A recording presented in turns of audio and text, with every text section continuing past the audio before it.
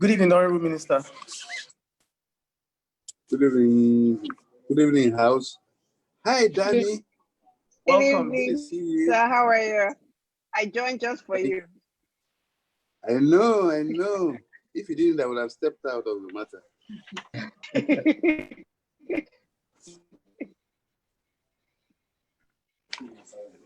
Yes, it is. So how are we doing? It's good to see you all again after so many months. I'm glad to be with us on this program. I hope we get something going with the hub and progress. So Dami, you're looking extra beautiful today. Thank you, sir. I went Yep, so I think everyone can hear our conversation, so I don't think we're on, right? Yeah, everyone can. They're actually typing in the chat box that they can hear and see us. Okay. Thank you for coming. It's 5. We're live now. We're gonna go live now. We're live on Facebook now. So good evening, everyone, attendees and everyone listening all over the Welcome to the 47th Power Dialogue, happening live on Zoom and all around the world. We have the panelists here. Everyone is ready for the conversation. It's going to be a really good one. Please stay with us. We won't waste so much time. Before I hand over to the moderator, I just wanted to remind us to please raise our hands or let's leave our questions in the Q&A section of the app, Zoom app. And when it's time for questions and answers, if you're interested in speaking or asking any questions, please indicate with the icon there, the raising hand icon, so that we can see you and admit you. So without further ado, I'll hand over to the moderator, Ms. Adaku Ufere, who will take the conversation from here. So anyway, over to you, Adaku. Thank you, Ogbonna. Good afternoon, everyone. So welcome to the Nigerian Electricity Hub's June Power Dialogue. Can you hear me? Okay, my name is Adaku Ufere. I'm an international energy, gender, and development attorney. I have over a decade's experience leading multicultural and multilingual teams in the structuring of energy projects across Africa. I am also currently the Deputy Chief of Party of USAID's West Africa Energy Program in Accra, Ghana. It's a USAID and Power Africa coordinated initiative, helping West Africa expand supply of and access to affordable and grid-connected electricity services through technical assistance, capacity building, and transaction support. The West Africa Energy Program is actually a sister program to the Nigerian Power Sector Program in Abuja, Nigeria.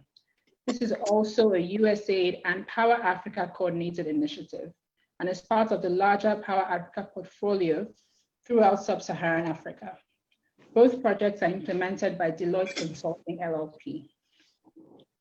Now for today's discussion, about 789 million people around the world live without electricity today. In Africa especially, about 55% of the population have no access to electricity. Thus, the continent constitutes over 2/3 of the global total population without access. So despite the current global electrification rates, about 650 million people will still be without access to electricity by 2030. So this justifies the need for accelerated and collaborative efforts to deliver electricity to hundreds of millions. So to achieve SDG7, it behooves all governments in Africa to develop new strategies that will ensure electrification targets are met despite pandemic constraints. And that's the crux of our discussion today. So the objectives of this dialogue will be to discuss the environmental impact of the pandemic globally, to assess the possibility of an economic recovery with sustainability, to establish measures that will help decrease long-term air pollution, to discuss policies that would reduce exposure for at-risk communities, and to discuss strategies that can help reduce outdoor pollution. So joining me today for this important dialogue, I'm sure you can already see our speakers. We have Damilola Ogunbiyi, who is the CEO and the United Nations Special Representative of the Secretary General for Sustainable Energy for All, and the co-chair of UN Energy. We also have Jeddy Agba, the Honourable Minister of State for Power in Nigeria, and we have Mir S. Islam, the CEO of M1 Energy Solutions. I'm sure these eminent personalities can definitely do a better job of introducing themselves than I can. So I'd like to ask them to please give us a quick introductory profile. And when I say quick, I mean 8 minutes. So Damilola, may I please start with you? Yeah, sure. I didn't know we were going to do a quick profile. Thank you for having me. It's always exciting coming back and doing things in Nigeria, especially about the pace and being with my Honourable Minister as well. So yeah, very quick. I'm working with the UN now and CEO of SE4All. I had worked in the African power sector for about 12 years, former Rural Electrification Agency head, and successfully negotiated the what is now known as the Nigeria Electrification Project, which is a 550 million grant from loan from the World Bank and AFDB for energy access, and still remains the largest, which is also something we should touch on today. And before that, I was working in Lagos State on similar things, and now I'm trying to enforce the issue globally that Africa needs to be electrified, with 565 million people on the continent not having electricity, and more importantly, about 900 million people not having access to clean cooking. Thank you. All right, thank you very much, Damilola. Honourable Minister, can we get a quick introduction from you, please?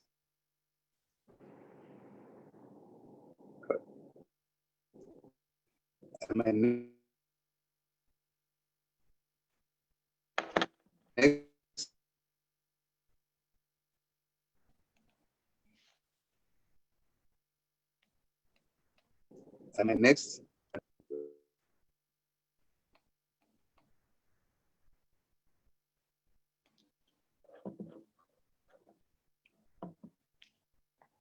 I think we're having some technical difficulties.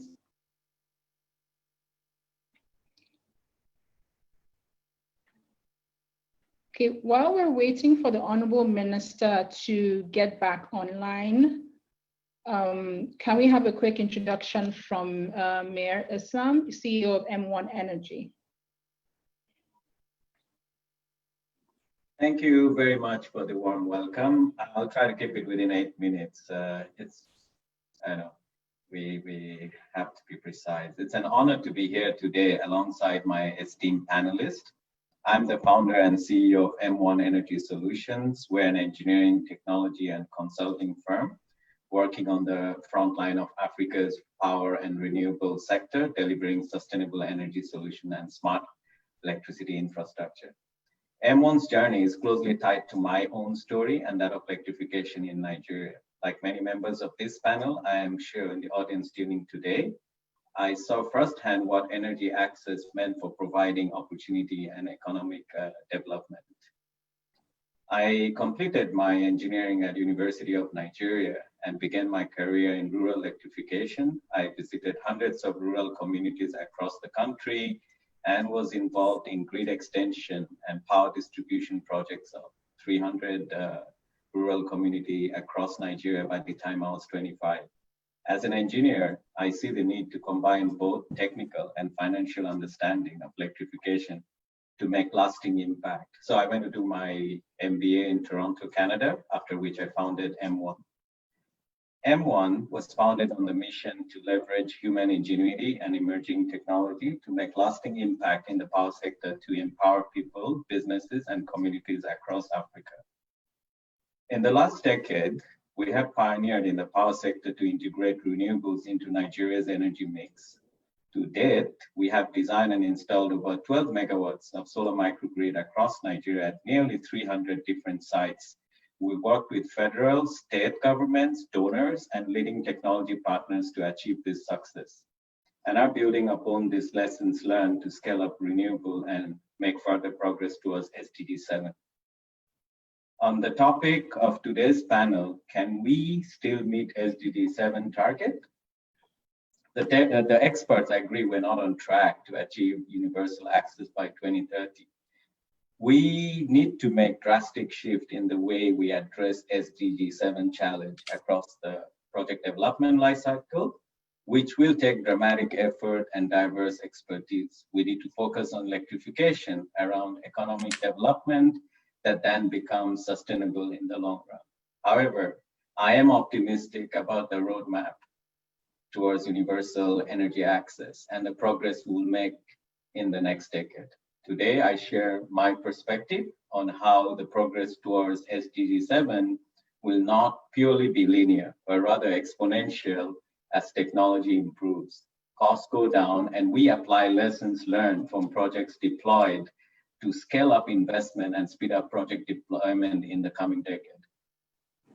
The beginning of 2020 marked the decade for M1's journey. And as we entered this decade, M1 had a clear focus to scale up impact in Africa's power sector by using clean energy solutions to address the gaps and, of course, in energy access and the climate change challenge. 6 months into the decade, and with the world amid the coronavirus pandemic, the importance of electricity has never rung truer. Access to electricity is crucial in fighting back this crisis, but also Africa's prospect of economic recovery. The pandemic has highlighted pre-existing weakness in our infrastructure and how we have addressed universal electrification.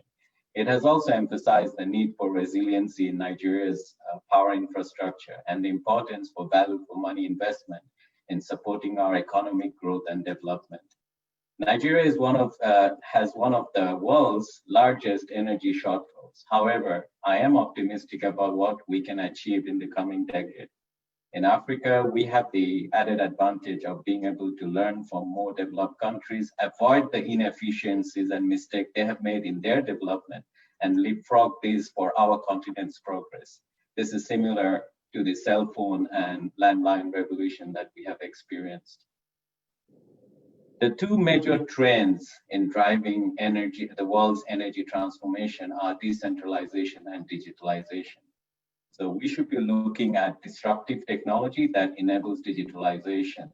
100% electrification requires IoT devices and software because it will be exponentially harder to reach the last mile without it. IoT devices and software can bridge the gap and deliver 24/7 reliable power through decentralized renewable systems with remote monitoring and automation. For example, the peer-to-peer grids in Asia. We also need to modernize our distribution grid and integrate renewables as much as possible. When a decentralized energy system gets integrated into the grid, we're able to use excess generation from isolated microgrids and also make net zero buildings possible. This frees up excess generation to be channeled into more vulnerable areas and enable higher levels of access. The market has a long way to go in order to make these leapfrogs. The challenges of today are still at our doorstep: a weak grid, high capital cost of renewable energy projects, availability of affordable financing, workforce that has not been fully leveraged, and over-dependence on a global supply chain. However, I do believe the future is bright, and the role that the renewable play in achieving SDG7 is immense. Addressing the challenge of universal energy access by 2030 is complex and not easy. It will require a consortium of expert actors working together who share the same vision of sustainable development. That is why the work of our fellow panelists, Damilola and SE4All, is so important, bringing together so many of the players and addressing the biggest challenge to scaling up deployment of renewable in Africa. I look forward to the discussion today with my esteemed panelists on the roadmap to SDG7. Thank you very much. Thank you very much, Mira. That was a very interesting perspective on the topic. I'm sure, obviously, learning how all of this intersects with technology is going to be very valuable for our audience. Now, Honourable Minister, I know you were caught up early. I'm very sorry about that, but would still love to hear from you. A short introduction, a short opening statement about the topic we're discussing today. Thank you, Adaku. Thank you, Adaku. It's good to be with you on this program. My name is Jeddy Agba. I happen to be the Minister of State for Power in Nigeria. My background essentially is originally in oil and gas. I floated from there to here. Essentially, I have been in this industry about a year now, and I'm excited about being in it. Especially that it has to do with the rural communities. I am a rural man. After leaving the service in the oil and gas, I went back to the communities. I know what people go through in the community where I live and where communities I've been to. And so my excitement and enthusiasm in this direction is beyond bound. So I feel very proud and glad to identify with this program, especially that it's going to help provide electricity for the rural communities. And like we all know, or the opening statements you read earlier indicates the number of persons in the world who are without electricity, and the percentage is high. And Nigeria too has its quota of it. If you permit me to quote from a speech by Antonio Guterres, United Nations Secretary General on energy, he says that the 2030 Agenda and its 17 Sustainable Development Goals adopted in 2015 provide a coherent, holistic framework for addressing these challenges and their interconnections. They require member states to address the social, economic, and environmental dimensions of sustainable development in a balanced manner. The implications must embody the principles of inclusiveness, integration, and the love and leaving no one behind in the entire network for providing energy for the developing communities. I expect that this interaction tonight will be able to tie into the goals of the United Nations in attempting or providing energy for the communities as we want. I hope we'll be able to enjoy this discussion. Thank you. Thank you so much, Honourable Minister. It seems the audience is already getting fired up. We haven't even started and we're already getting questions. So clearly people came here ready. So I'm sure you'll all be able to satisfy them. So now, let's get into the questioning now. All of you are asking questions. We're compiling all your questions. And when our main dialogue is over, we will ask the panelists this question. So please keep them coming. Now, on this topic, obviously, the biggest issue we're all dealing with now is the COVID impact. So Damilola, I'll start with you. So globally, how has this pandemic affected plans, programs, and implementation of the SDGs? What challenge does sustainable energy for all currently face? Well, I think the major challenge is the lockdown, right? So that has sometimes not enabled some organizations to get to where they need to get to, or to, take these construction projects and certain things. But to be honest, if you flip that around, I think this has also created quite an opportunity, because for the first time in Africa, you actually have African governments writing to you and asking you, how do I recover better with sustainable energy? How do I change the course of how I do things? And you can see that an example, the Honourable Minister of State is here, with Nigeria actually putting in its economic stimulus packages, 5 million connections by solar. Not sure that would have happened if the pandemic, hadn't occurred.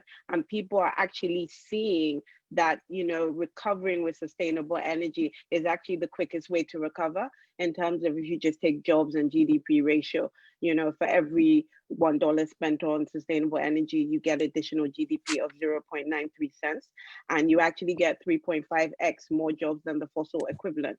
So for me, I think it's been flipped around.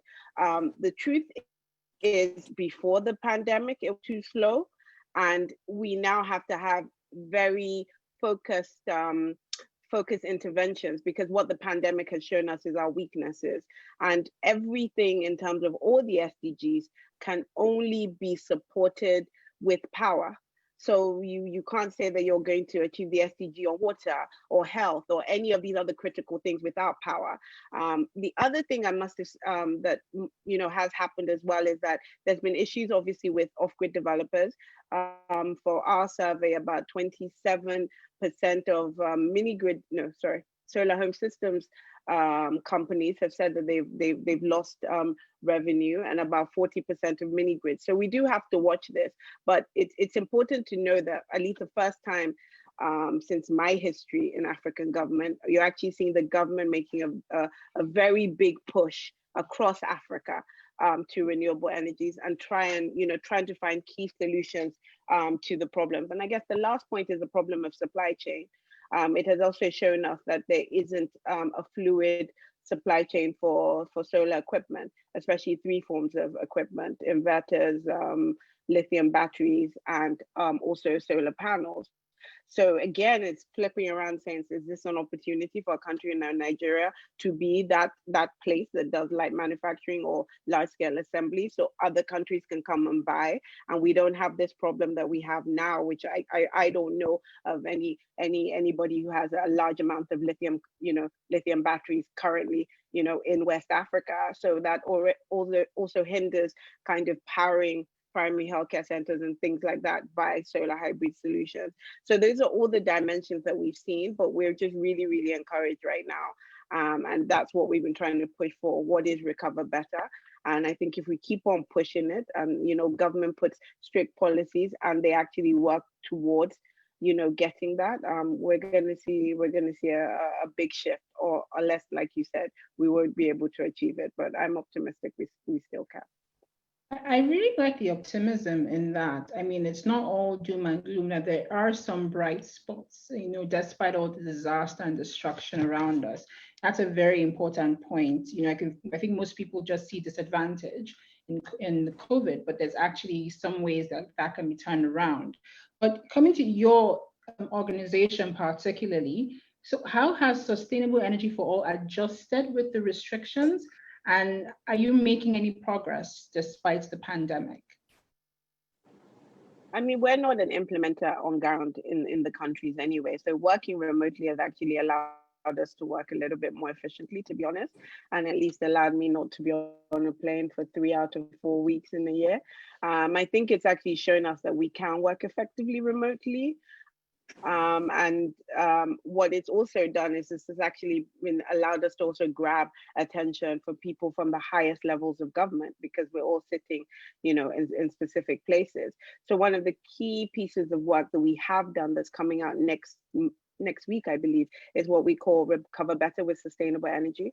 And what that does is that it basically shows examples of, instead of talking about climate and all these other things that governments are not that concerned about, government are concerned about jobs right now, and they're concerned about GDP. It's actually showing how you can get additional GDP and actually additional jobs by investing in sustainable energy. And the perfect example it used was India. And I wanted to use the example of India because it's a far from perfect country, but it has a lot of dynamics in terms of population, political dynamics, the way that the regions are actually put together. And India has, managed to do something on the regions of 310 million people have been connected over the last 8 years.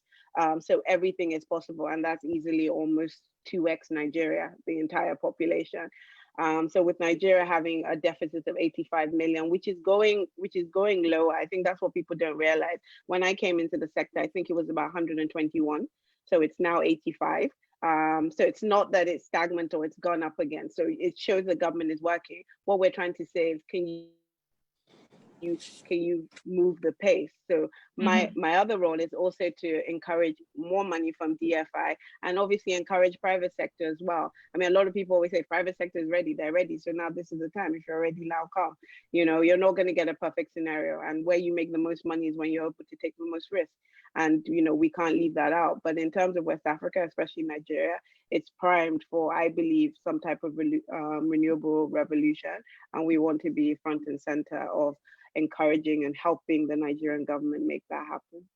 Thank you so much, Damilola. I think that's lots of facts and figures for the audience to chew on and ruminate, and hopefully come back with some questions.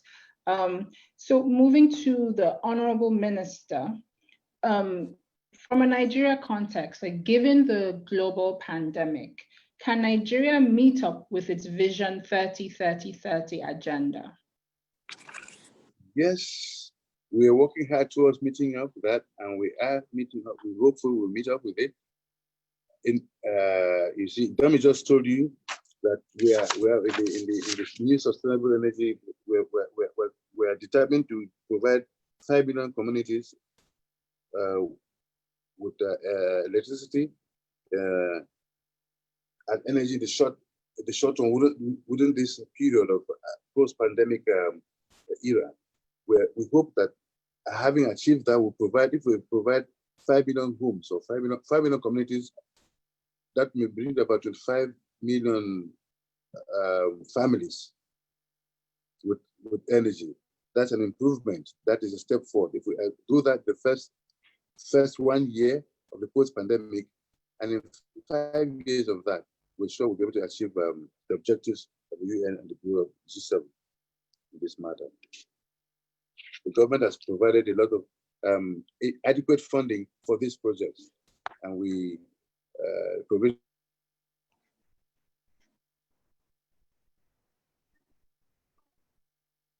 have been made for that, and to go. We hope that at the beginning of next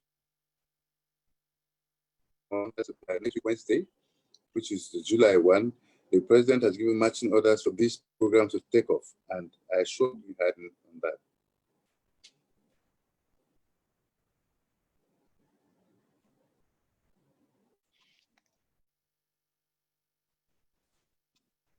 Do I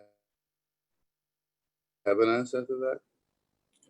Yes, sorry, you winked out a bit there, but I think we got the gist of what you're saying, and it's extremely impressive. I mean, it obviously links back to what Damilola said about people still finding ways to move forward despite what's happening. I know back in March or April, everybody was terrified. What are we going to do from inside our homes? But we're proving to be as effective, if not even more, than when we were flying all over the world. I know some people miss the travel. Not everyone does. But yes, thank you very much, Honourable Minister. It's a great point to hear that Nigeria is moving forward despite the problems. So going to Mayor, speaking as obviously the private sector, do you envision 100% electrification in Nigeria by 2030? Do you think that's possible? Well, definitely doable, but it does require a lot of work commitment from different parties. And this is why we are positive about it, is because we know how the technology is evolving exponentially, and it's not a linear growth. So we definitely see there are challenges. I mean, if we talk about Nigeria, we say, well, 50%, only 57% of the country population has access to energy. And therefore, we need to address the broader technology advancement that need to happen. And we also have to take into consideration that Nigeria being an oil-based country, the uptake of renewable will always be a challenge in terms of creating commercially attractive renewable energy projects. But it is important to know that the cost of solar equipment are going down, and we expect reduction in pricing and cost of solar panels almost going down exponentially, and being able to replicate some of the lessons and progress we see, for example, in Dubai, where renewable energy projects produce a lower cost of electricity than oil. So when you look at, one thing is looking at the technology development and cost reduction, but we also need an environment that is enabling in terms of funding strategies, regulatory framework, policies. Really, for Nigeria, a big focus on local capacity building, regional innovation capabilities. These are things that would really make us progress towards the universal electrification. Like the way we have been doing in M1, it's really all about capacity building on ground. How do we really make this more about Nigeria becoming the innovation center for Africa, as opposed to just importing equipments and all that? We have our own advanced microgrid lab where we're carrying out a lot of research and innovation to be able to scale up projects. So yes, it is possible, but there's a lot of work to be done. Yeah, thank you very much. Well, thank goodness we have 10 years, no? We have some time to get it together. So moving on to the next topic. So we all, I guess all of us here, whether we're, public sector, private sector, development, all our work eventually intersects with the public sector or impacts the public sector the most. So Damilola, speaking from your perspective, how can governments assist the organizations to overcome these challenges that we're currently facing? I mean, it depends on if you're saying that they overcome. Are you talking about the COVID challenges for the off-grid and the utilities, or? I would say the challenges we're facing towards achieving, 2030 electrification, which COVID is part of it, yes. Okay, great. Thanks for the clarification. I mean, again, I said before COVID, this was already a challenge. I think one of the key things that governments can do, and Nigerian government has done, is basically done a proper energy mix. So what they have shown is the least cost way to develop, to get to a point of universal access by actually 2024, actually. So it actually shows you how many places should the grid go to. The grid is part of the equation. How many people should be supported by mini grids? How many people should be supported by solar home systems? It also has shown what people didn't know was possible, which is like commercially viable mini grids, which is what we're having in markets like Sabongari or Sura markets, are places where you can actually do decentralized energy off grid that is actually commercially viable. For me, data is everything, if anybody knows me, and I think the data is what's driving the process. I think government giving accurate market intelligence and data to private sector is key. Government recognizing that not all electrification is viable. There's some electrification that needs support in forms of grants, is also key. And that's why I guess Nigeria is the only one with probably a proper, effective, energy access plan, which most of the funding actually, which a lot of people don't know, is post-connection. So it's until the private sector either connect with solar home systems or mini grids that you actually get funding. I think the third issues are things like ease of doing business, which is something that's still work in progress. Issues in the ports, how quickly you can take your things out to the port, duty issues, access to mobile money. But as you've seen it in other countries as well, this is an evolution. And I guess lastly, and what I believe is the most important, is the investment in people. I'm very proud, as in, if you go to the REA now, the person who took over me is much younger than me, probably a lot more dynamic. And he has a team of very, very young, dynamic people who have come from all over the world to solve a problem for their country. I think Nigeria is a unique place to do that, and are paid decently as well. So I think people always leave out the investment in people, the fact that the agencies have to work as effectively as the private sector, because they're negotiating with the private sector, which most of the time have a lot more money in terms of consultants and lawyers to have these conversations. So I believe that that's really, really the recipe for success. The other things that people could argue about is what is a cost-reflective tariff. That also makes a renewable conversation easier when everybody's on an even par. But if you had told me 6 months ago that a country like Nigeria could remove their fossil fuel subsidy, I would have told you they were mad. But they have done it. So they're showing and they're leading the way that it's not just saying about going cleaner, they're actually showing it. So it has made things a little bit more even. So I think for me, there's a lot of challenges, and there always are, but we tend to never celebrate the success in Africa. And we never kind of celebrate the fact that even though with the healthcare system that's not as great as the rest of the world, a lot of our countries are actually managing the pandemic a lot better than the global north. And so I just feel like within ourselves, we really need to start celebrating. And I guess the final point is just investment in indigenous developers. I think I've known Mayor for like maybe 15 years now. I don't know of any engineer he's had that hasn't been Nigerian and schooled in a Nigerian university. And he's probably trained about 30 of them. And that's why I always have a lot of time for him. We need to invest in our own. I'm not saying international companies cannot come, but when COVID has hit, we can't find them. And it's our own people that are still on ground that are capable. So just back to you with the, you're working with Deloitte, you're working on different programs, to have programs that are on par, that allow the indigenous developers to get everything the international developers are getting, is very, very important. And that is one thing personally that I'm going to take up with any institutions that give an unfair advantage to international people, because I think in Africa, at least, we have enough indigenous people to do the work with the international. Thank you. Yeah, thank you so much, Damilola. So clearly, African PR needs to get better, so we can tell our stories, more widely, and there's not like a single story of Africa.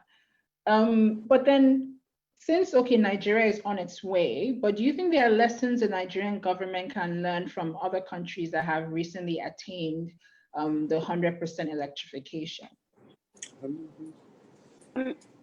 Is that for me? Yes, sorry, that's for Damilola. Okay, yes.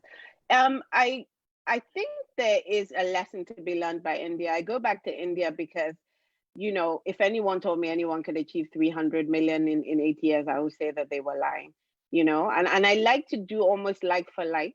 So in situations where you have issues with populations, similar type of politics, it's like I don't like comparing like Nigeria to the UK or places like that. So I do believe India, I think, has 64 million people to power, and they will achieve it by 2030.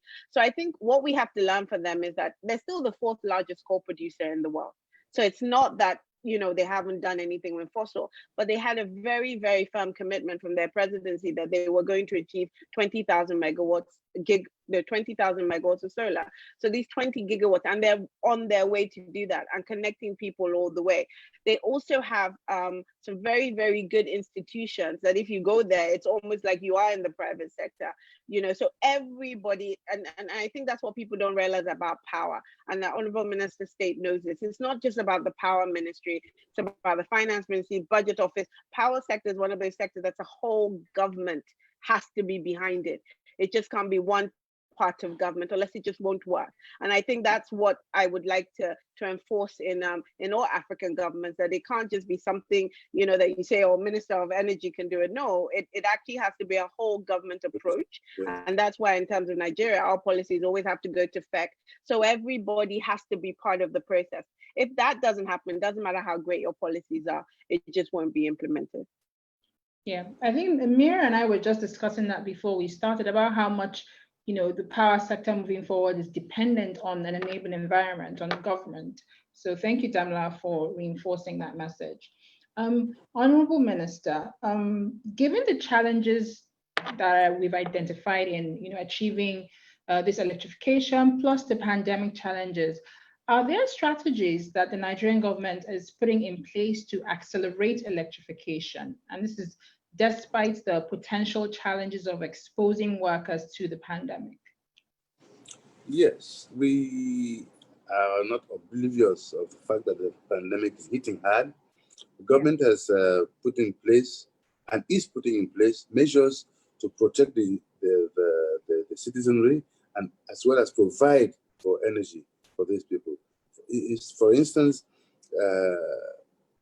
government has decided that work for essential staff only can be done now, and the rest of the staff work from home if as best as possible. So just those who are required to work come to work, and everybody is kitted adequately for this purpose. You have to wear your mask, you have to wash your hands often, and observe the entire protocol at work, outside work, and within the environment. So that's a positive step towards, and we're achieving a lot of that. I can see everybody around me wearing masks, washing hands, using sanitizers all over the place. So the workplace is not just protected, it's also guided. So in executing the program for electrification, government is conscious of the fact that we have to protect the citizenry while providing for their comfort in terms of energy. For now. So you think we've stayed on track despite the 2-3 month lull in business, that we've stayed on track to 2030? I see we're very much on track, especially with the provision recently of government's decision to provide energy for at least between 500 and 800 households within this period, working towards 2030. There are provisions for that, and government is working assiduously towards that. We've put in place plans to get this done, and all hands are on deck to do this. It's not just the Minister of Power. We have the Minister of Finance and Budgetary Plans, the Minister of Planning, and other agencies of government collaborating with us to make sure that this thing goes through. And we're positive. I'm very, very positive that we'll get there. That's wonderful to hear. I think, again, goes back to what Damilola was saying about our stories not being told properly. The image out there is never, but the Nigerian government is working, is providing palliatives, is protecting its workers, and is still on track. We haven't stopped. So thank you, Honourable Minister, for clarifying that, for letting everyone know that Nigeria will still get to 2030 with or without the coronavirus. So Mayor, to you, how do you think the public sector can support companies like yours to expedite your renewable energy projects? You have the public sector right here. So speak to the Honourable Minister. How do you think you can get that support from the public sector, from the government, to expedite your renewable energy projects? I think I'll just make reference to what Damilola said earlier, that it is important for local capacity building.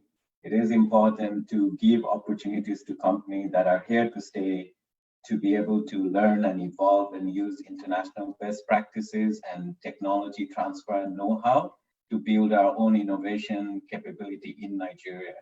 Also, it is important, and this is where the government can help, like we need innovation centers. We need to become an incubation hub for all technology development for universal electricity access. It is possible. Nigeria has talented people. All it really needs is a concerted effort of different players. We also need, this is something I really believe that it requires for the whole SDG7 and meeting the 2030 goal, we need to mobilize many players, which what I mean by that is as you develop the local manufacturing capacity, you would be able to empower a lot of the local players, much smaller players that are not able to import equipment or benefit from economies of scale when they're purchasing equipment from the global supply chain. So we need to be able to make sure that the people, all the developers and the smaller companies are able to benefit from the global supply chain. And this is where the government can come in, whether it is working to plan out a program where, okay, we want to achieve 100 megawatts totally, and this is the sort of equipment we need to buy. So therefore, we negotiate with various vendors to bring down the price, and therefore that will have an impact on the cost of electricity, which the local community could afford. So yes, there is definitely creating the right enabling environment, helping the local companies to be able to build capacity, building technology hubs here in Nigeria that would then give us a chance to be a major player in this whole technology development and universal electrification. So this is where I really see. In addition to that, I think financing is really important. How do we finance this project? What support can we get that are more flexible? Is the government willing to be a little more experimental to find out what is the right model for Nigeria? So these are areas that can help. But I do appreciate that the federal government has been very supportive. I can talk about our project at Federal Works and Housing, which is 1.5 megawatt peak PV and 2.3 megawatt hour battery system using advanced microgrid system that is going to really set the example for the way forward for future grid. We're looking at how the technology will enable grid interconnection, value for money, and where energy efficiency is able to reduce the demand requirements so that we can optimize the supply part of the system. So government is doing its part, but there's a lot they can do to help make this a possibility. That's awesome. I'm so glad that you're able to clearly identify these issues. You have, I guess, the platform to be able to ask that these things be put in place. I'm happy that the Honourable Minister is also here to hear this. Thank you. One other thing, we also need, to get, which I'm sure that's already happening, we need to recognize energy as an essential service and remove the barriers to deploy project policy and regulation. And that would really help a lot of the companies on ground, especially what we've seen with this pandemic and the reliance on the global supply chain and so much disruption in the projects. So really, government has a big role to play. Thank you. Thank you very much, Mayor. Now, I know despite all of this, sustainability is at the forefront of everything we're hoping to achieve. Clean energy is the goal. So for Damilola, what measures are being taken towards the protection of the most vulnerable groups in rural areas, which are obviously women and children who bear the greatest burden of energy poverty? What measures are we taking to protect these vulnerable people regarding access to clean cooking solutions? Well, clean cooking is one of those kind of elephants in the room. There are about 2.8 billion people around the world without clean cooking. So I don't want to make it seem like it's just an Africa problem, but it is a problem that we have to deal with. The Honourable Minister of State was also has an oil and gas background, and we've seen that, LPG, solar cook stoves, everything is in the mix. But I think one of the reasons why clean cooking is really hindering, because it was just it's a subject area that I've just got myself familiar with. It's just the lack of data and the information. I think if we know and we could pinpoint the people who need it, and it's very good to say, oh, vulnerable in the rural areas, but that's not enough. What is their price point? What's their affordability point? It's very hard to give somebody something that they have been getting for free, which is fuel wood as well. Understanding the patterns of how they use energy, what they use energy for, how long they use it, what do they cook for. So it's really understanding those intricate details almost on a community level that's going to get us somewhere. There's people who brought solutions and women have turned around and said no and got back to fuel wood. You need to understand why did they do that. Could it not cook a specific dish? But what we have seen is that it can reduce the burdens for, I'm not going to just say women, people that cook in the household by, almost 4 hours a day. But more importantly, I don't think people really think about the link between having clean cooking and gender-based violence.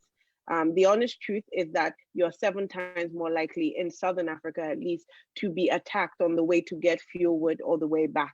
And some of those attacks are quite horrendous. They could be rapes, So I think if we as a culture and as a people come together and just understand how bad it is for women and children and just people who have to deal with these dirty fuels, it will make it easier for us to find the right solution.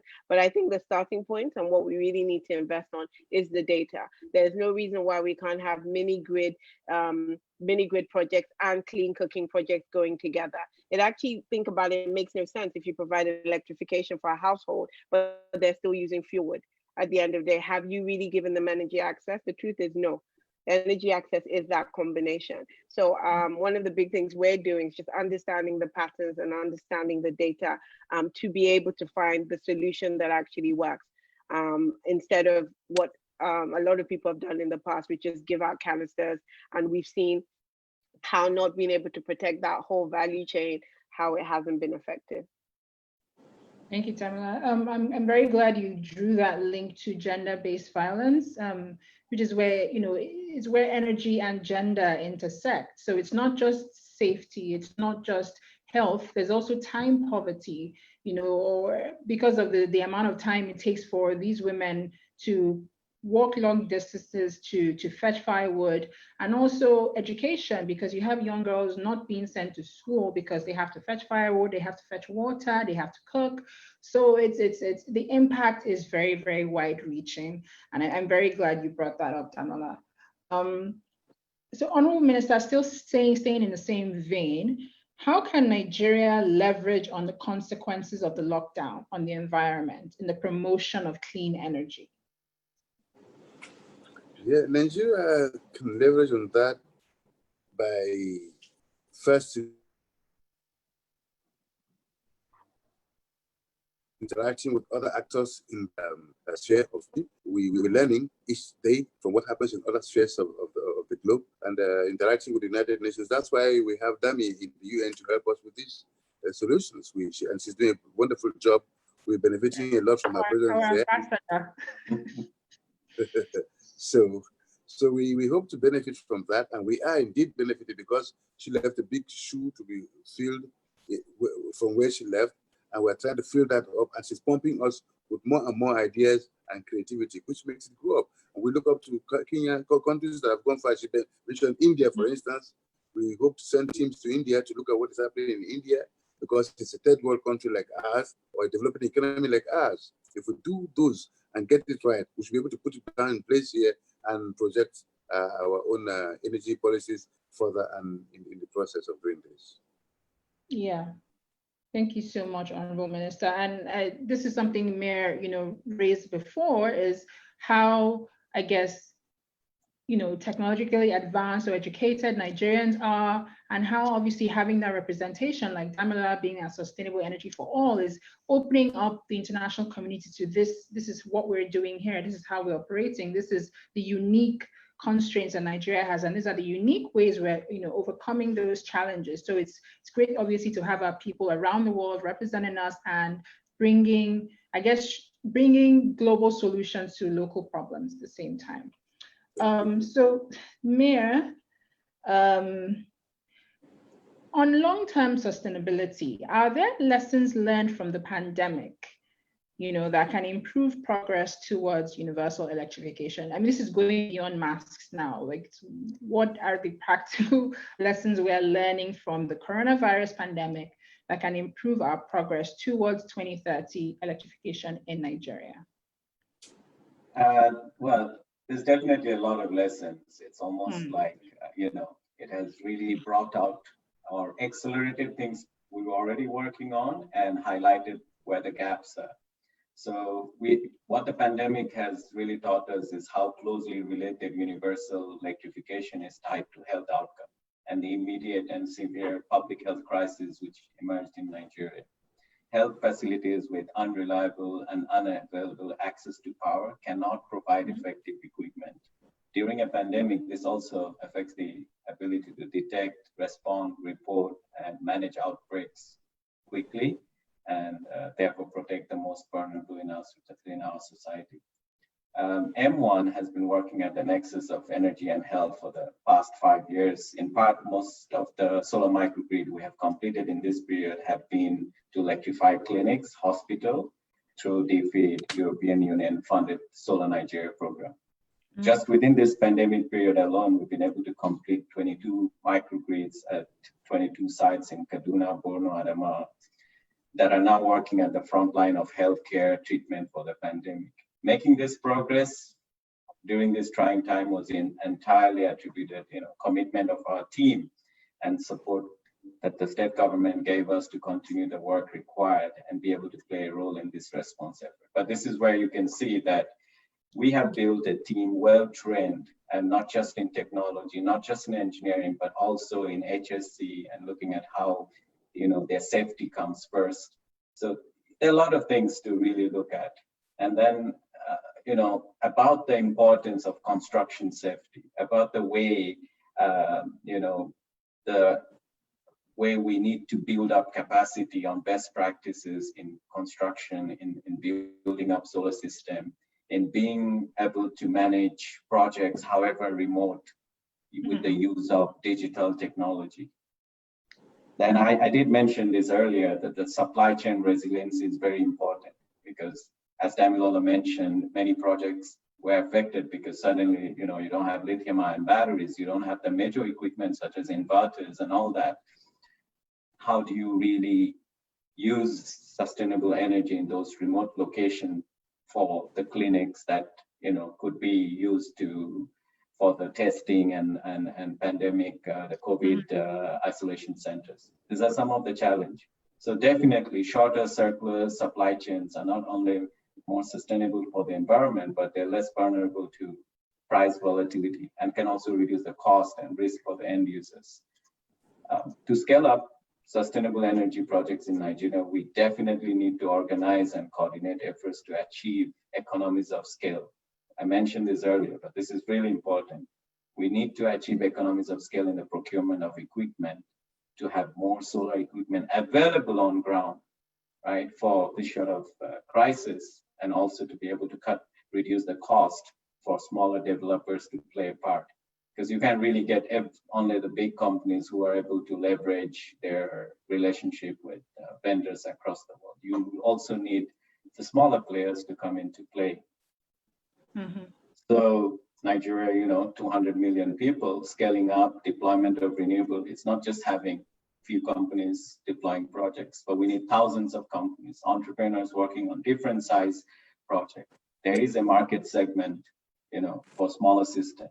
And enabling these players by having equipment available on ground and shortening the supply chain is absolutely essential. And again, I emphasize, shortening the supply chain, we involve more players, a ripple effect of engaging more local players, building their capacity, creating jobs, involving more Nigerians to participate in building their future energy system cannot be understated. It's very important for our capacity building of workforce and creating more commercially viable products. So this is really a lot that can be, you know, said we learned from this pandemic. It's now time for us to get to work. Thank you. Okay, thank you very much, Mayor. I'm really glad we're able to, you know, trying to forecast, you know, how we're going to get there, even though no one forecasts what's happening now. We, you know, last year or 2 years ago, and knowing that there's always the unseen experiences. I mean, yesterday we had a tremor in Accra, 3 tremors actually. My house shook. Yes, and we found out this morning that it was a 4.2 earthquake. And so that's something I guess no one could have predicted, that there are fault lines along the equator. Who knew? So, I mean, as we're making these predictions, I think the coronavirus has now shown us that, you know, nothing is set in stone. Could say this today, and by July next year, who knows what we'll be living through. So it's fantastic to see that we have experts who are thinking beyond everything will be well, but, you know, able to correctly identify the possible challenges and how we can surmount them. So thank you very much to all 3 of you. And like I said before, the questions have been coming in. People are very eager to share their opinions and hear yours as well. So we have 30 minutes for audience questions, and I've got quite a collection.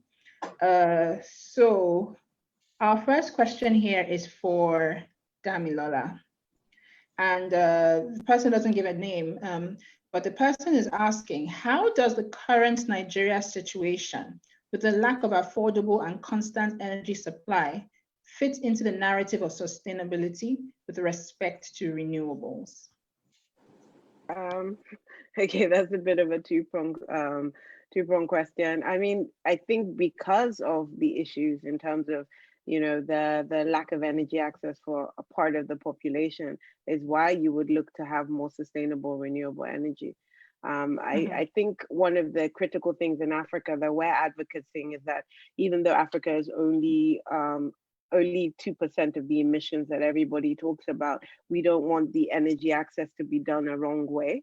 And then we'll be doing the same thing as all the northern companies trying to go back to a form of renewable or a cleaner source of energy. So the whole thing is that we really believe that the energy access can actually be formed by renewable. We think it's the least cost, and more importantly, it's the quickest way to get people electrified. And right now with vulnerable people and disadvantaged people, you really want the quickest way to make sure their lives are better and really leaving no one behind. Thank you so much, Damilola. I hope that answered that person's question. Honourable Minister, the next question is for you. So Adekunle is asking that should we not also be talking about energy security as well as energy transition in Nigeria? What are your thoughts on that? Yeah, they go pari passu. Energy security and energy availability go hand in hand. We can't just supply one without the other. And government at this point is looking at that with every degree of seriousness, because we can just say, okay, we're going to provide all this power, energy to the households without security of that, or guarantee of security of that energy. So what government is putting in place is a situation where, while we're building off-grid plants and solar systems, we're able to provide that.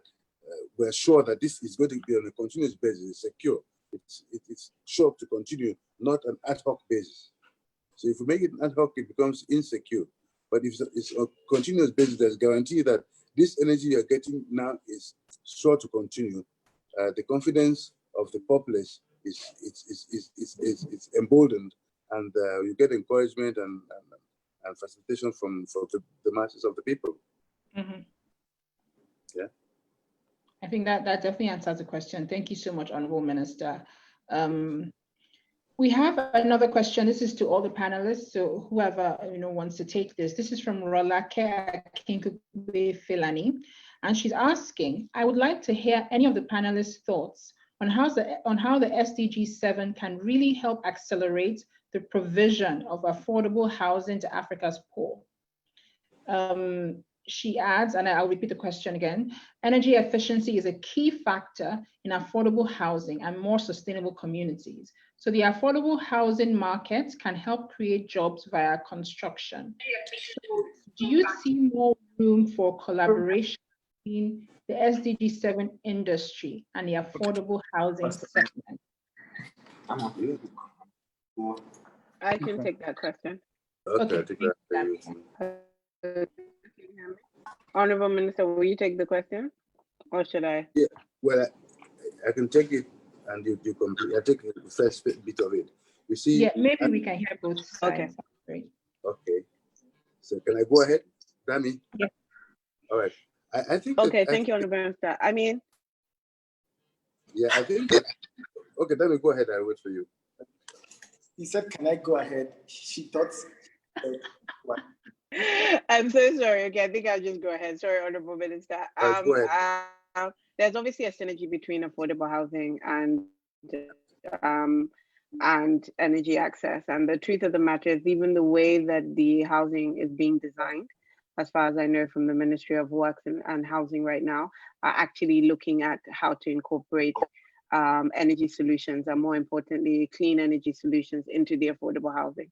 So it's actually something that's actually being done now with, I think, the 300,000 houses that they said they were going to buy. So again, this brings back to what we said with the Honourable Minister as like a whole of government approach in terms of tackling these issues. Honourable Minister, over. Yeah, I agree with you, Dami, because the focus now for the Minister of Works and Housing is to build affordable houses and in harmony with affordable energy as well, so that the designs of the affordable houses now are made in such a way that you don't rely totally on the traditional energy supply sources, but integrate them with affordable and clean energy, which is the main design now. The new focus is this 300 or 500 1,000 households you're about to feed are working hand in hand with energy and housing development. That's the new policy. It's rolling out shortly.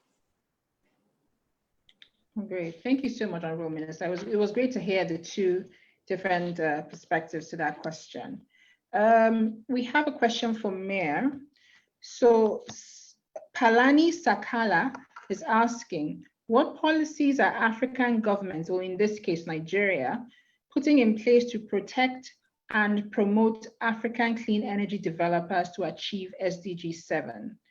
And Palani asked this with the mindset of Africans providing solutions for their own problems. So can you talk about what hurdles African developers run into that governments can help out with?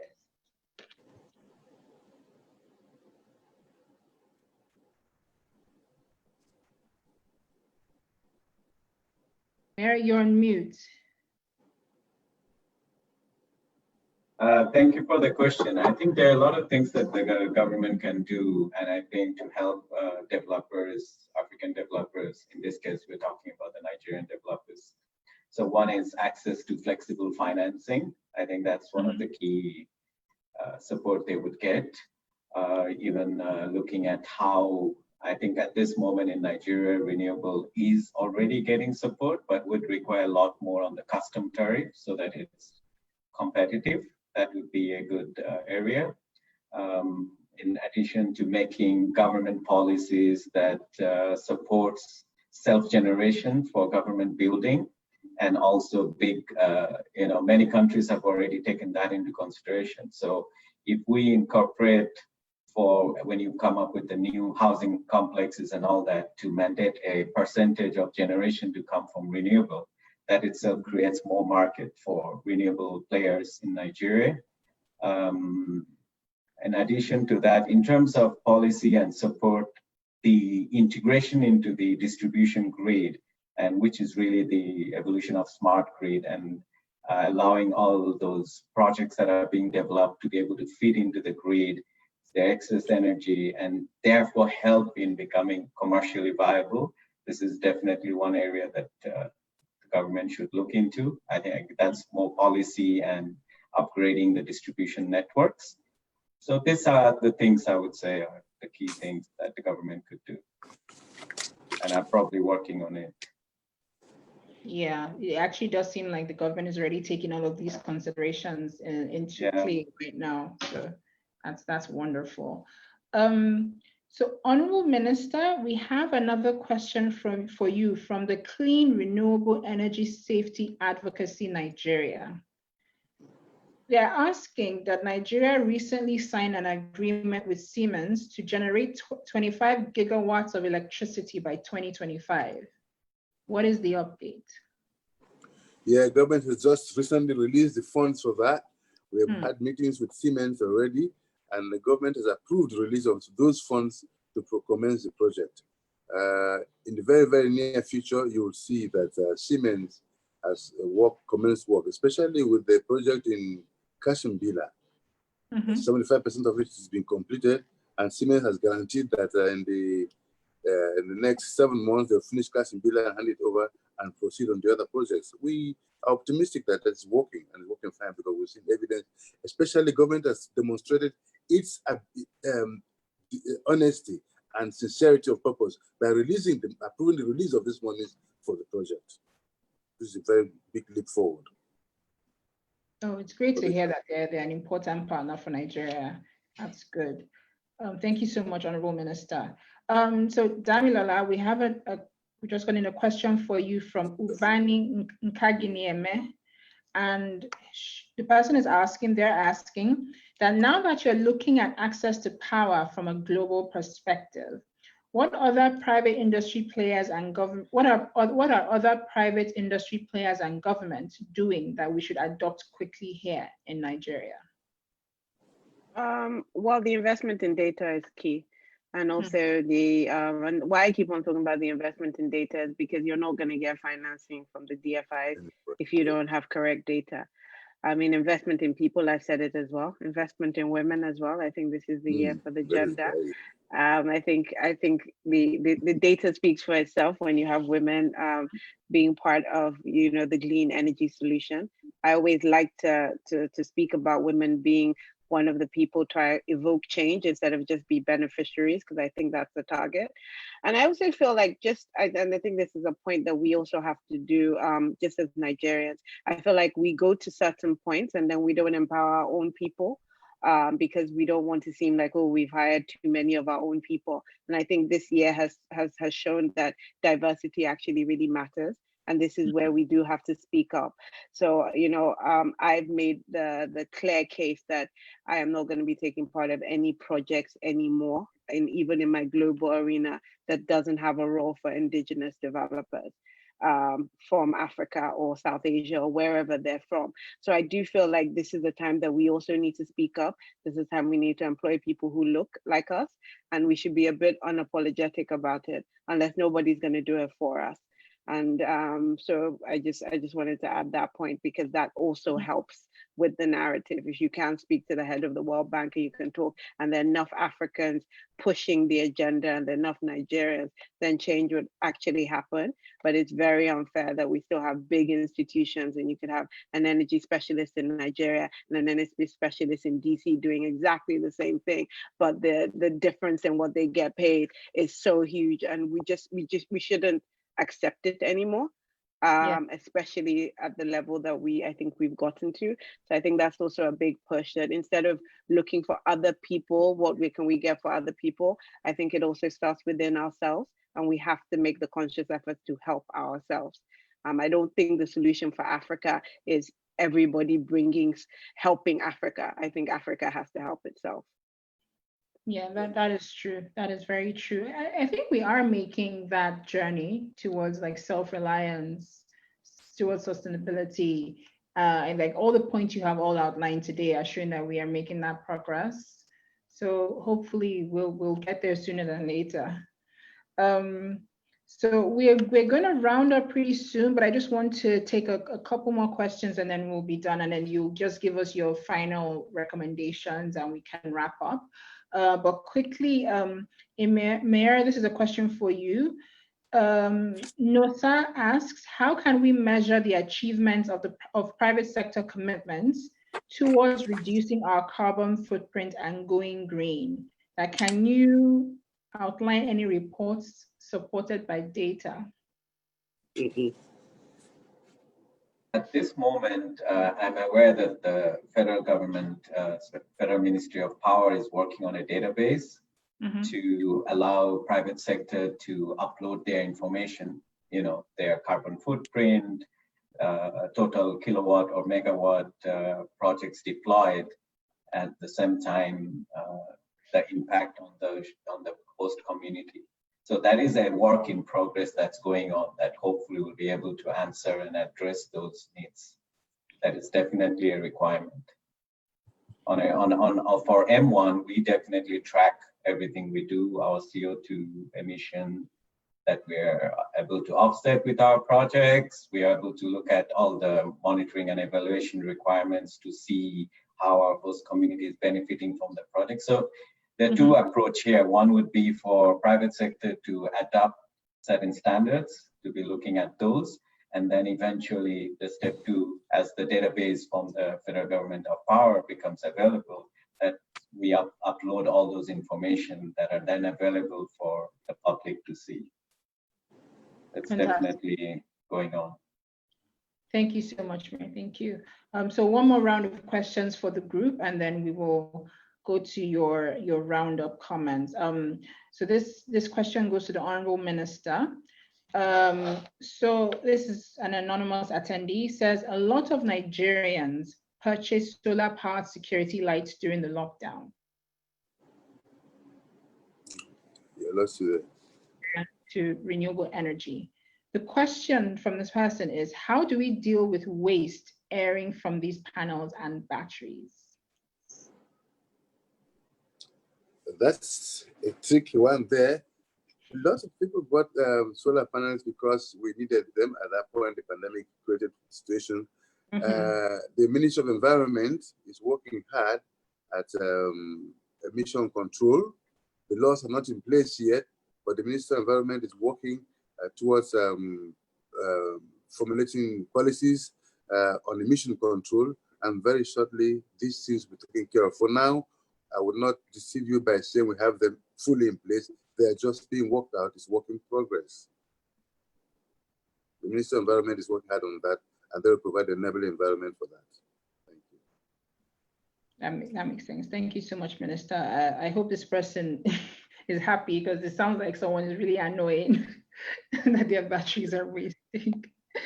So this is a question for Damilola.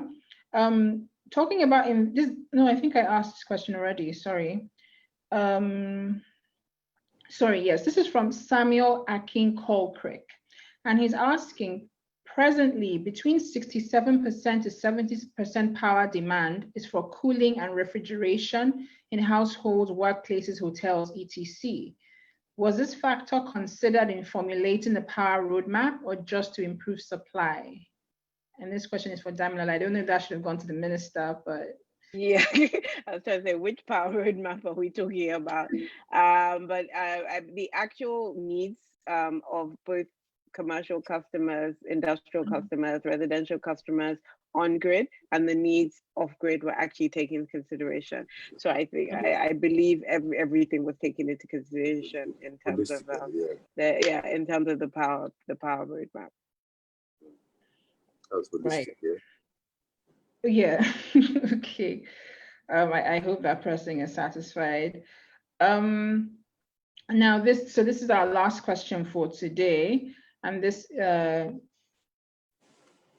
Oh, I'm sorry, Minister. We have another question, and this person is quite eager. This question is from Caroline Ufere, who is my mother. She said, "I must ask this question." She said that, given the fact that SMEs are suffering under the weight of insufficient electricity and its attendant costs leading to high cost of product, why is the federal government of Nigeria encouraging the increase in electricity tariff come July 1st, 2020? No, we'll get things right. Yes, I sympathize with that cause because I have many family members and friends involved in SMEs, and they've complained greatly. However, you see, we have diversified. The discos and genicos are private investments, and they've got to recoup their money. So if we're going to have to pay for, we're going to expect better services, increased energy generation, we've got to pay for it. And so we're not insisting on increased tariff, stiff increase. It's graduated. It's something you achieve gradually. If we do it at a stiff rate, you're going to overburden the masses or the consumer. So we do it gradually. So, but because the man who's investing has to recoup his money, whereas as well as the consumer needs the good services, so they go hand in hand. I hope I've been able to add mommy. Mrs. Ufere, I hope that answers your question.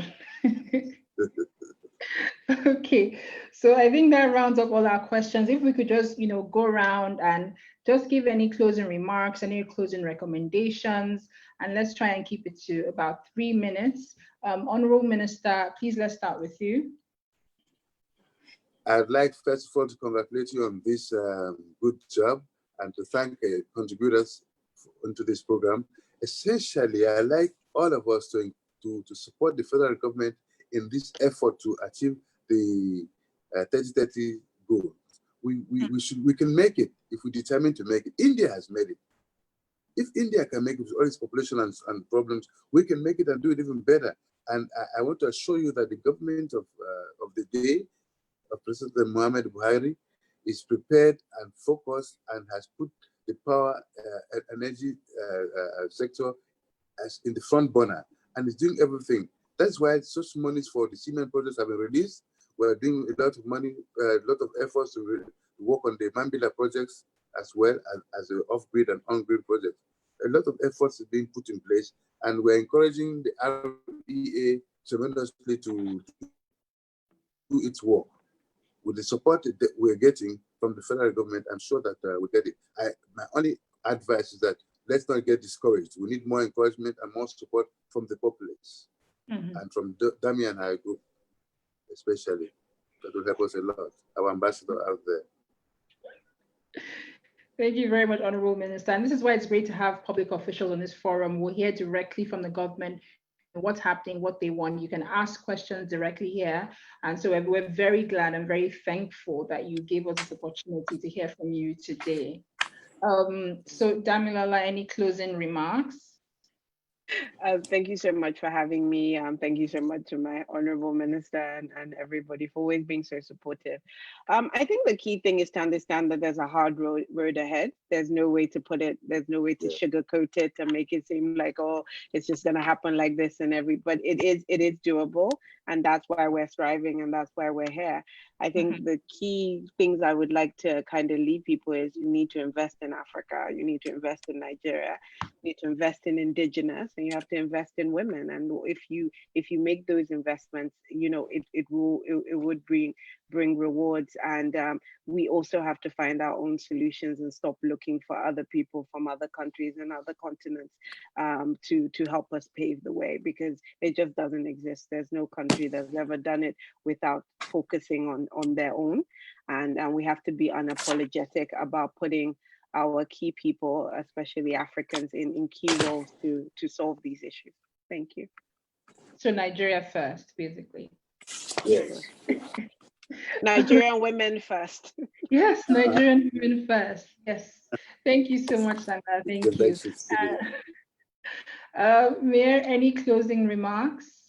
No, thank you very much for this opportunity. I'm just going to summarize some of the things I said earlier. So in the coming decade, the development of technology and cost reduction will be exponential. So this exponential trend and the right business environment and policies will enable a massive integration of renewable in the energy mix in Nigeria. So definitely we have to take into consideration that implementing smart grid is one of the key to achieving SDG in Nigeria.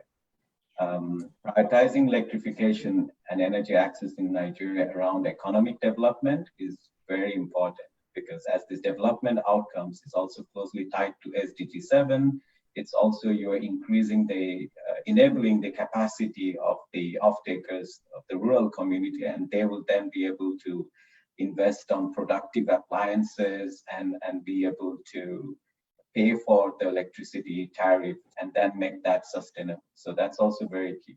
Securing our supply chain, enabling economies of scale, and encouraging more players to deploy sustainable energy projects is key to scaling up and meeting the great demand for energy in our massive market. Finally, to make Nigeria Africa's innovation hub, public sector encouragement to build local capacity and innovate on ground is absolutely key. There have to be public sector support to train and build local capacity to help developers to access expertise daily. So therefore, it is very critical for us to reach 2030 as a positive example of leapfrogging using technology, as you know, Nigeria has done before. Thank you very much. I'm very optimistic about the road ahead, and thank you very much for the opportunity to be here. Thank you. Thank you. Thank you so much, everyone. I think we're all optimistic until we hear the generator sounds at night, but after this dialogue, definitely I am very optimistic. It was great to hear, you know, your points, your feedback. That it was a great interactive discussion. I'm very thankful to have been able to moderate and to facilitate this discussion, and also to hear your very different perspectives from the industries you're coming from. Much like the Honourable Minister, I also started out in oil and gas. I'm an oil and gas lawyer, and now I work in power sector development. So it does help to have these different experiences you can bring to the work you're doing now, and you're able to apply to the problems that we're all facing.